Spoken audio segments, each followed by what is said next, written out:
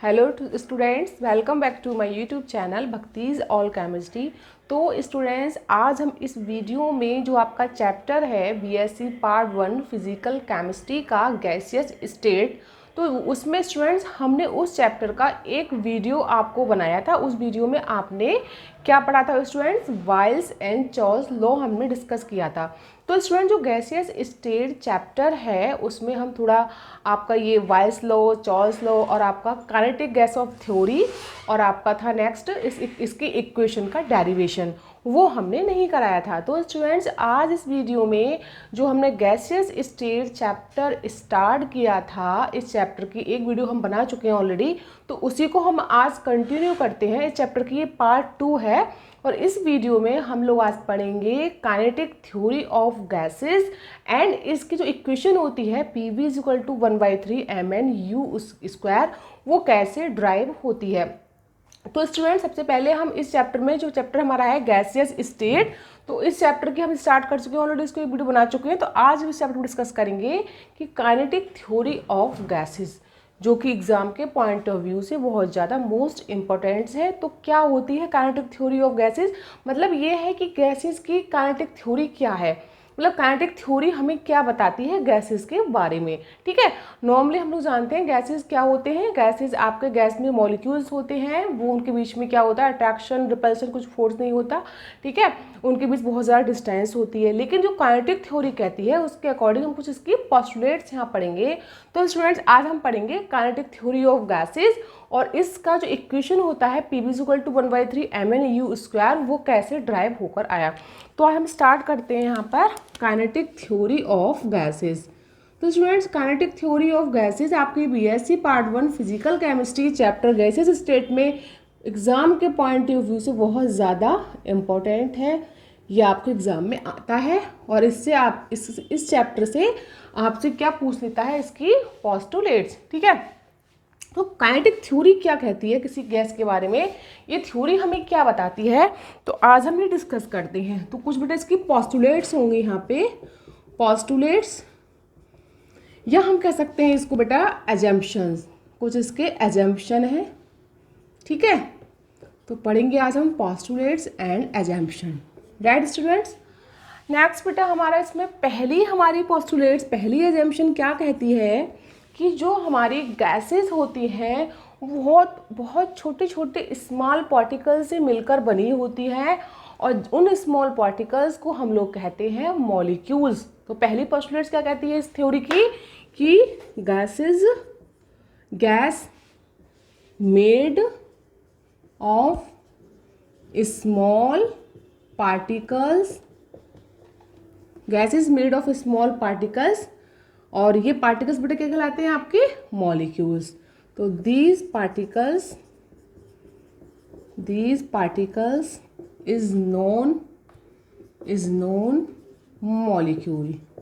Right students, अब इसमें हमने क्या देखा कि हमने पहली पोस्टुलेट यानी पहली एजम्पशन क्लियर कर ली कि जो हमारी गैस होती है वो बहुत छोटे छोटे पार्टिकल से मिलकर बनती है, उन पार्टिकल्स को हम कहते हैं molecules. Right student, next is one है हमारा इसमें कि जो आपके गैस के मॉलिक्यूल्स होते हैं उनके बीच में बहुत ज़्यादा डिस्टेंस होती है, मतलब बहुत दूर दूर होते हैं।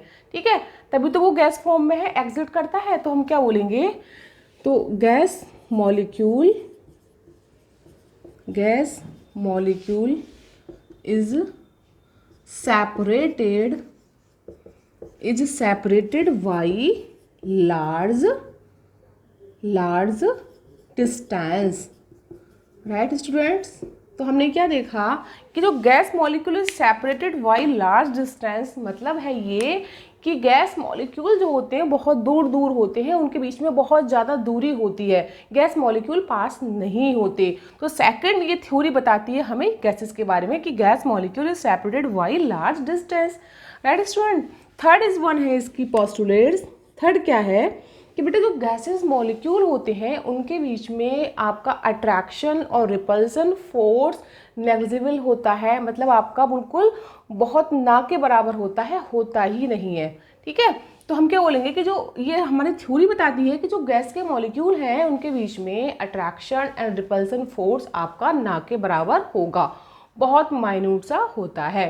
तो हम क्या लिखेंगे यहाँ पे, gas molecule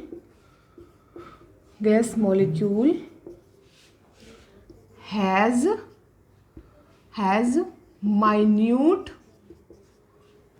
attraction and repulsion force. मतलब इनके बीच में जो अट्रैक्शन और रिपल्शन दोनों जो फोर्स होंगे वो दोनों क्या होंगे, बहुत ज़्यादा माइन्यूट होंगे, बहुत ना के बराबर होंगे, कम होंगे। ठीक है, या हम इसको ये भी कह सकते हैं, माइन्यूट की जगह हम लिख सकते हैं नेग्लिजिबल भी लिख सकते हैं। नेग्लिजिबल का मतलब हो गया कि आपका बहुत ना के बराबर।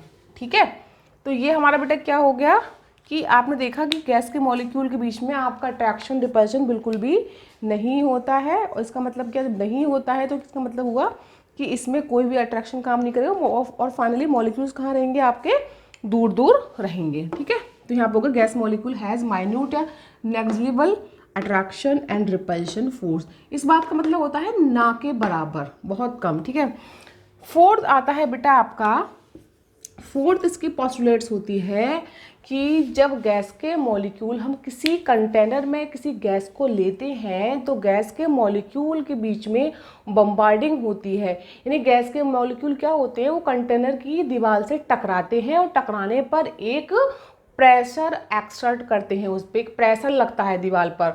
जब कोई भी किसी कंटेनर में आप कोई गैस को लोगे तो गैस के मॉलिक्यूल क्या करेंगे, उनमें कॉलिजन होगा, आपस में टकराएंगे तो फाइनली किससे, उस कंटेनर की दीवार से भी टकराएंगे। और जब कंटेनर की दीवार से टक्कर मारेंगे तेजी से तो क्या होगा, एक प्रेशर एक्सर्ट होगा आपकी उस कंटेनर की दीवार पर। ठीक है स्टूडेंट, तो हम इसमें आपकी नेक्स्ट आपकी पोस्टुलेट है, फोर्थ इज वन, तो क्या लिखेंगे हम, when bombarding in gas molecule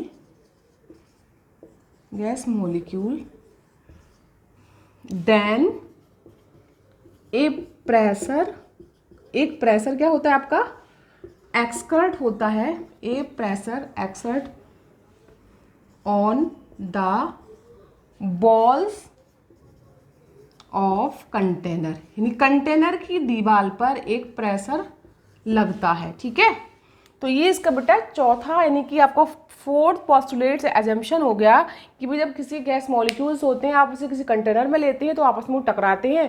कुछ मॉलिक्यूल्स आपको उसकी जो कंटेनर की दीवार होती है उससे टकराते हैं और उस पर एक प्रेशर उसको प्रेशर उसमें क्या होता है, स्टार्ट हो जाता है। ठीक है बेटा, ये हमारा हो गया फोर्थ।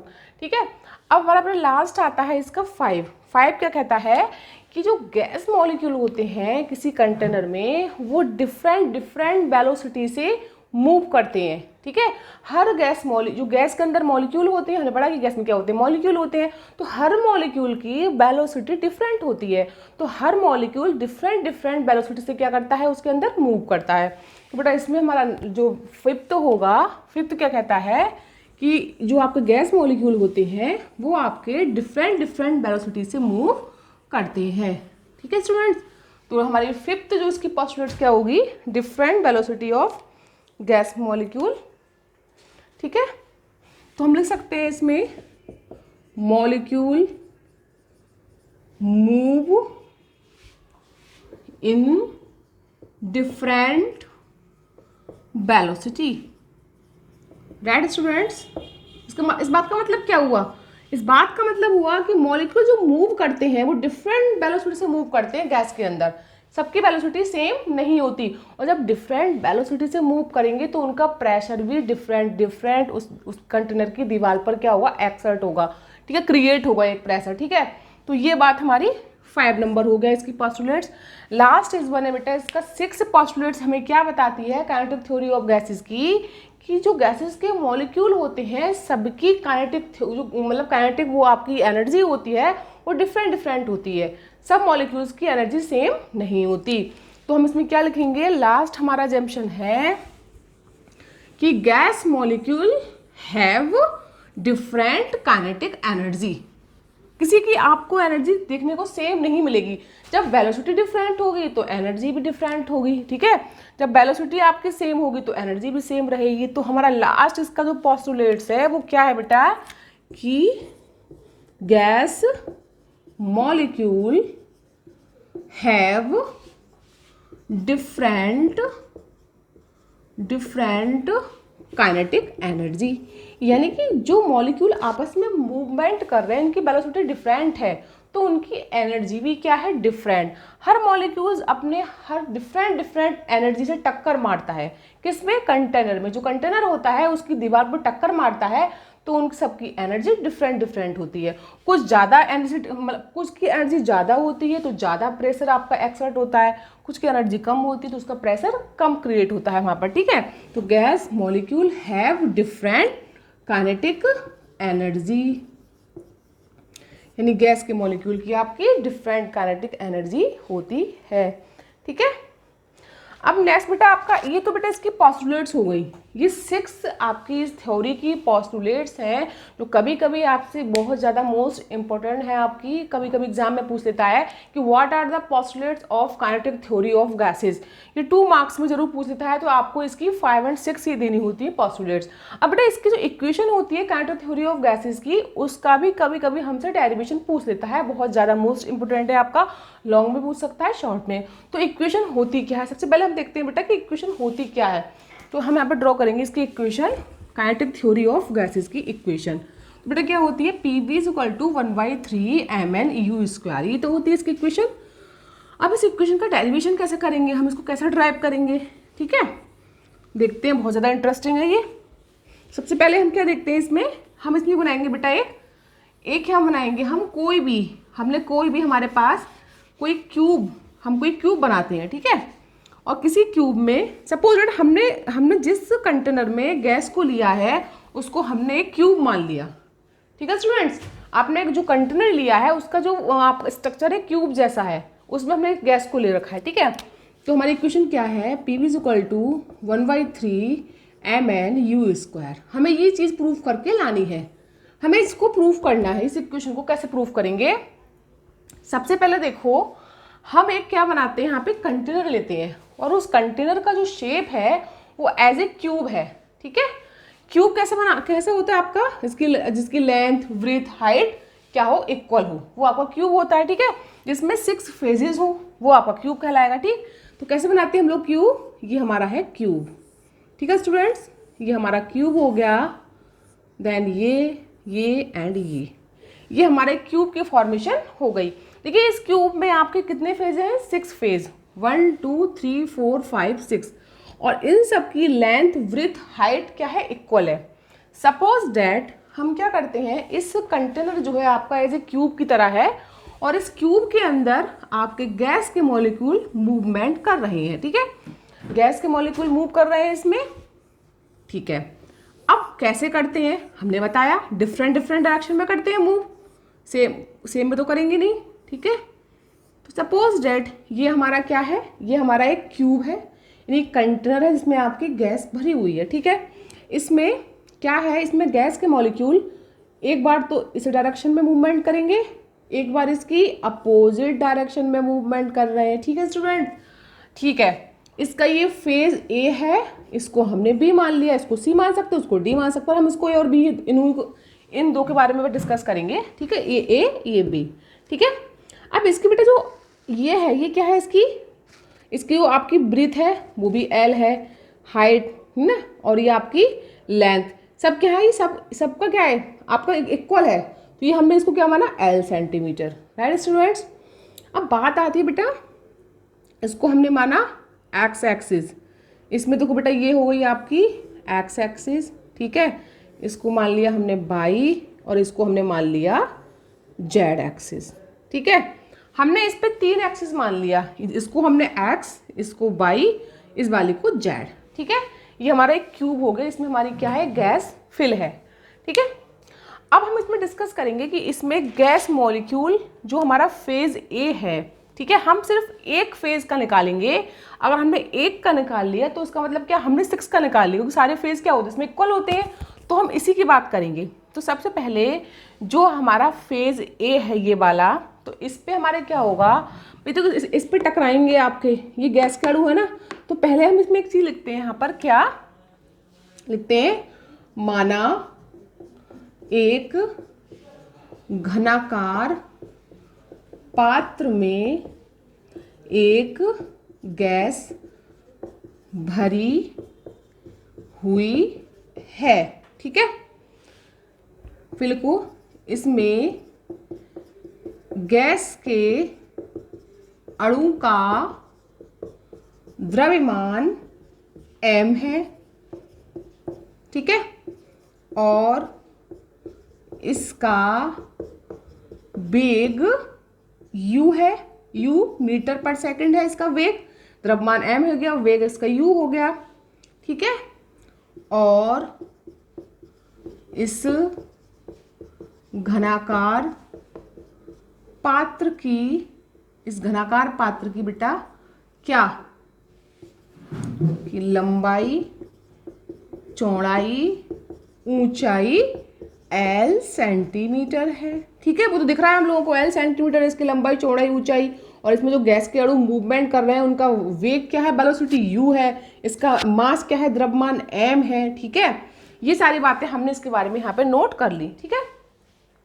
अब बेटा बात आती है कि हाँ, अब सबसे पहले हम इस वाले फेज की बात करेंगे। इस वाले फेज पर हम क्या निकालेंगे, ये हम बोलते हैं फलक, ठीक है। तो फलक ए पर अब देखो, जब अणु टकराएगा वापस इस दीवार पर आएगा, फिर बी पर जाएगा, फिर ए पर जाएगा, तो इस पर टोटल क्या होगा, टोटल बेटा इसमें क्या होगा, संवेग मूवमेंटम में चेंजिंग होगी, संवेग में चेंजिंग होगी, तो उसे हम क्या कहते हैं, फोर्स कहते हैं, ठीक है। हमें पता है कि हाँ, जो आपका किसी संवेग में चेंजेस होते हैं उसे हम कहते हैं फोर्स, ठीक है।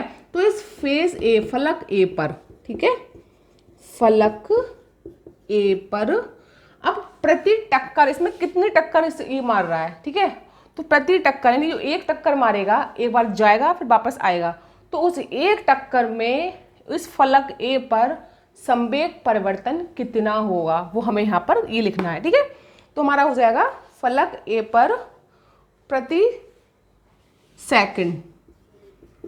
सेकंड संवेग में परिवर्तन। कहने का मतलब ये कि जो फलक ए है, तो इसमें प्रति सेकंड संवेग में कितना परिवर्तन होगा, हमें उस प्रत्येक सेकंड वाला निकालना है, ठीक है भाई। हर एक सेकंड में आपका एक जो आपका गैस का मॉलिक्यूल है वो टक्कर मारेगा, तो गैस का टक्कर मारेगा, तो उस हर एक सेकंड में कितना परिवर्तन होगा संवेग में, वो हमें ये यहाँ पे लिखना है, ठीक है। तो फलक ए पर हो गया आपका, फलक ए पर प्रति सेकंड संवेग परिवर्तन इक्वल किसके होगा, ये प्रति सेकंड उसकी टक्कर में कितना परिवर्तन होगा भाई। ये तो फलक ए पर प्रति सेकंड संवेग में हो गया परिवर्तन। अब टक्कर में निकालना है हम लोग परिवर्तन। फिर आपकी पहले जो टक्कर थी, पहली टक्कर, उसमें संवेग कुछ और था, जब उसने दूसरी टक्कर इस पे लगाई तो उसमें चेंज हो गया, फिर इसने थर्ड इसमें टक्कर लगाई तो उसमें चेंज हो गया।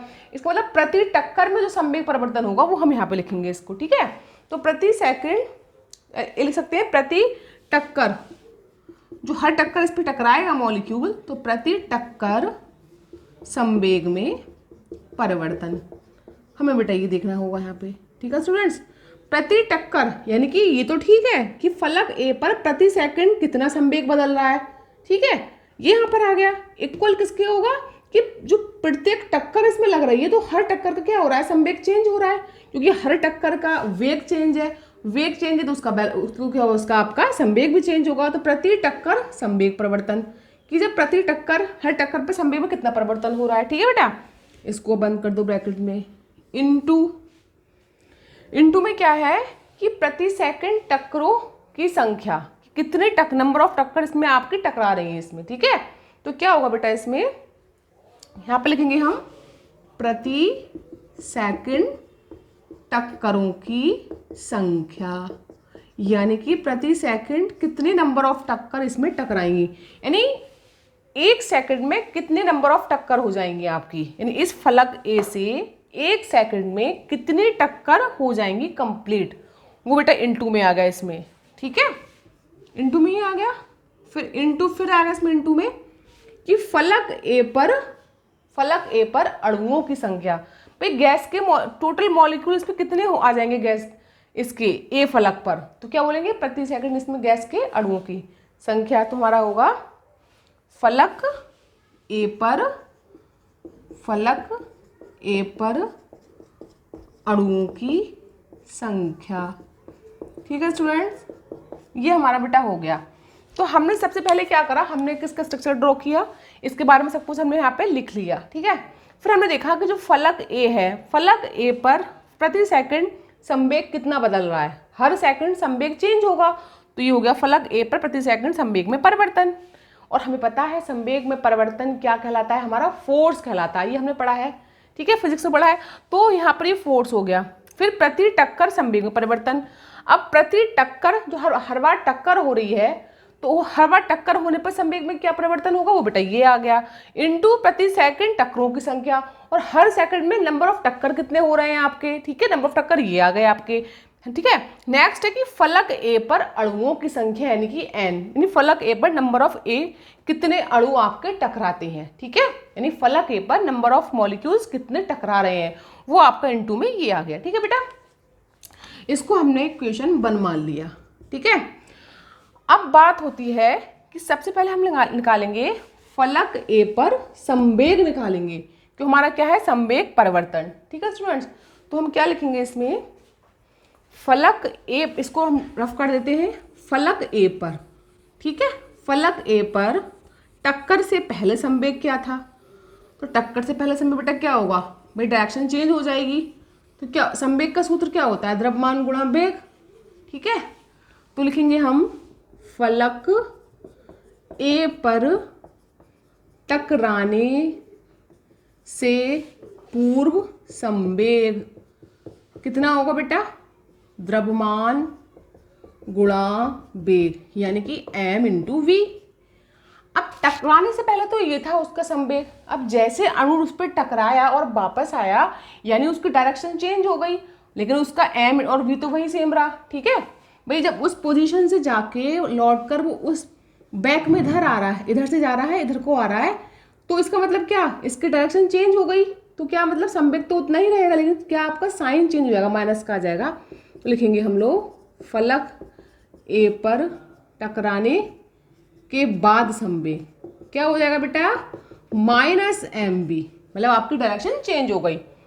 अब इससे हम क्या निकालेंगे, इससे हम संवेग परिवर्तन निकाल सकते हैं। ठीक है, तो हमारा बेटा संवेग परिवर्तन क्या हुआ, निकालो संवेग परिवर्तन, दोनों माइनस करोगे पहले वाले में से, तो एम बी एंड टकराने से पूर्व वाला माइनस एम बी टकराने के बाद वाला, टोटल कितना होगा बेटा M B plus M B, यानी कि ये आपका हो गया 2 एम बी।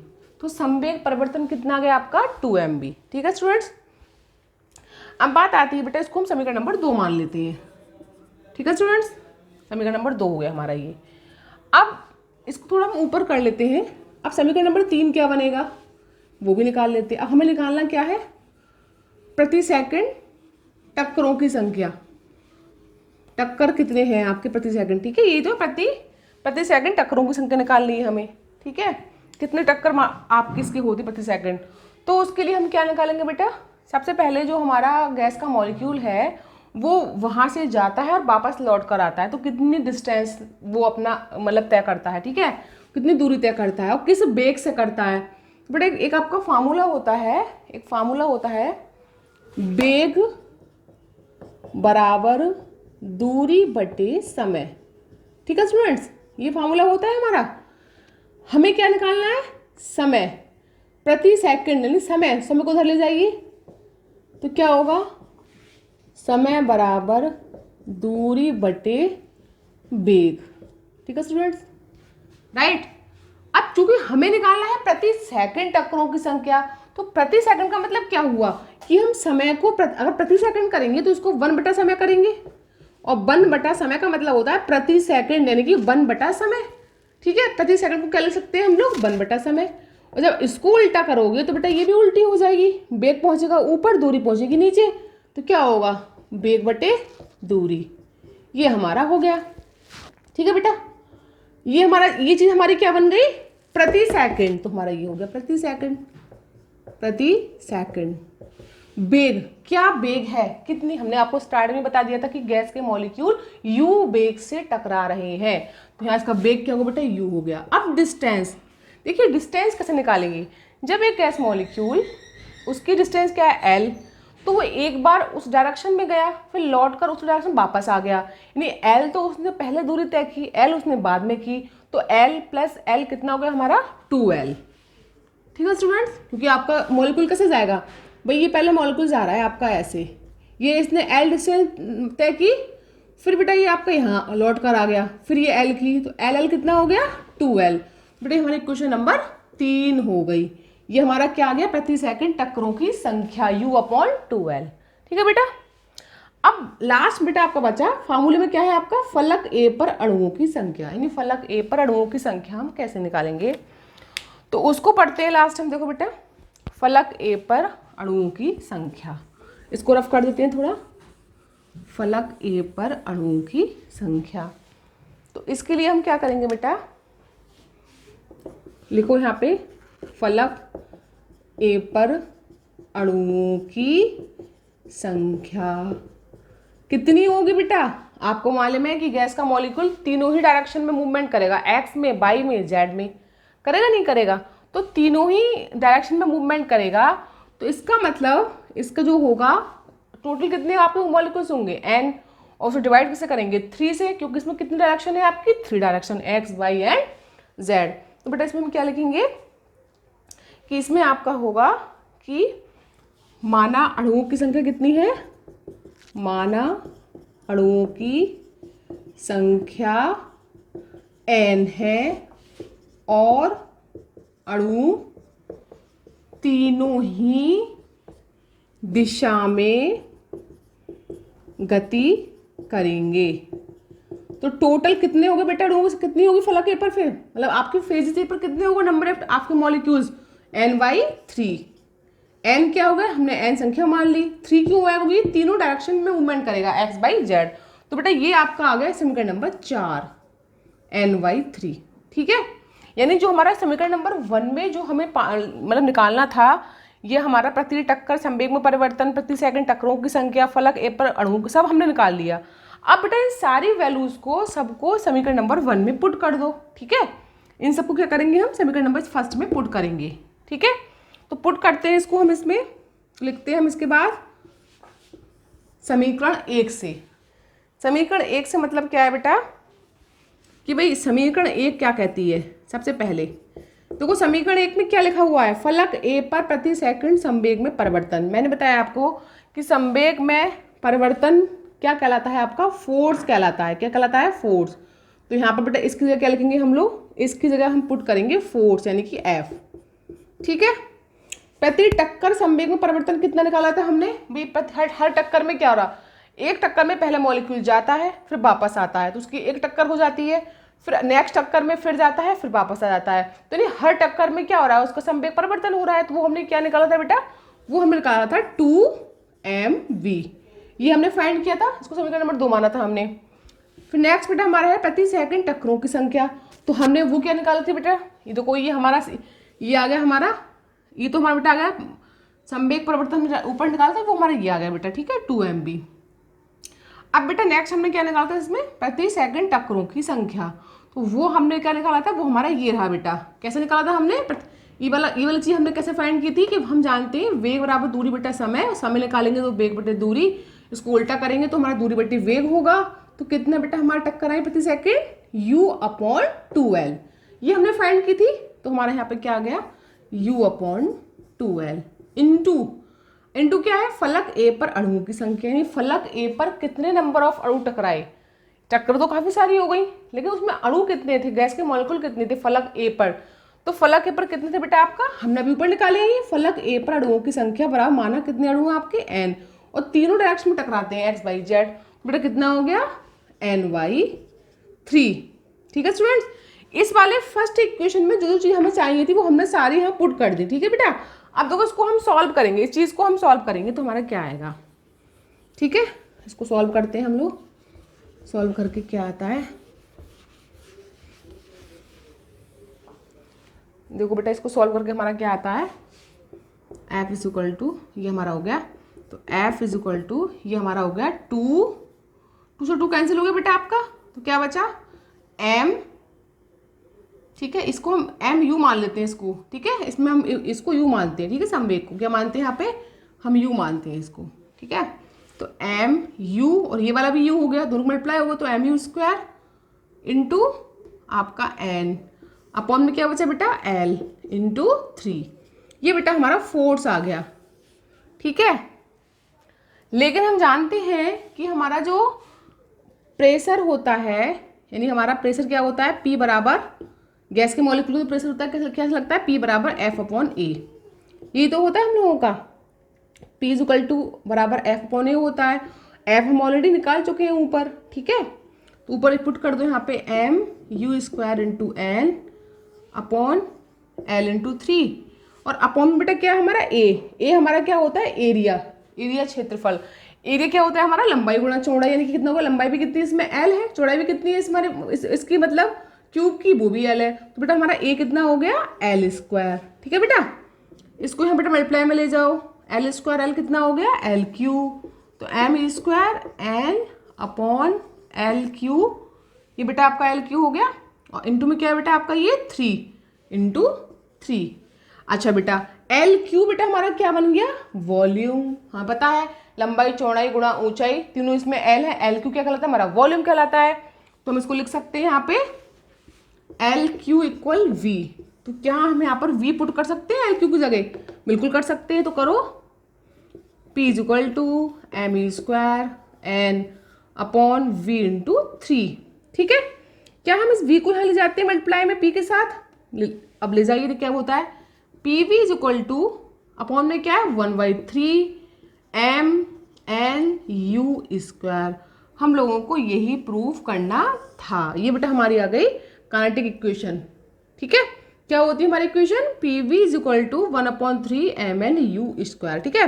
अब हम ये भी कर सकते हैं, जो हमारा इसमें एम एन है, एम एन को हम मान सकते हैं कैपिटल एम, तो यहाँ पुट कर दो बेटा, तो क्या हो गया P V is equal to 1/3 M और आपको क्या है लास्ट में यू स्क्वायर, हम इसको ऐसे भी लिख सकते हैं।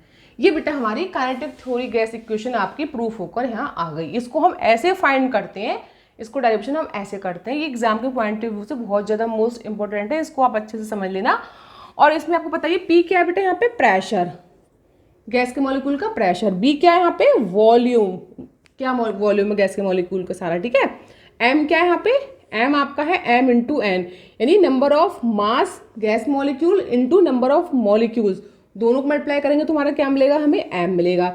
यू क्या है हमारे यहाँ पे, यू हमारा है मॉलिक्यूल्स की वेलोसिटी, ठीक है। तो बेटा ये हमारी हो गई P V equal to 1/3 M U square, इसी को हमें फाइंड करना था। ये बेटा हमारी हो गई काइनेटिक थ्योरी ऑफ गैस की इक्वेशन, इसको हम ऐसे यहाँ ड्राइव करते हैं, ऐसे प्रूफ करते हैं। तो स्टूडेंट ये हमारा डेरिवेशन कंप्लीट हो गया है, इसको आप अच्छे से देख लेना, एग्जाम में बहुत ज़्यादा आता है और इसकी पोस्टुलेट्स भी आती हैं 2 मार्क्स में, ये आता है 6 मार्क्स में, तो इसको अच्छे से आप समझ लेना। इसमें कोई डाउट हो कोई प्रॉब्लम हो तो आप पूछ सकते हैं कमेंट सेक्शन में।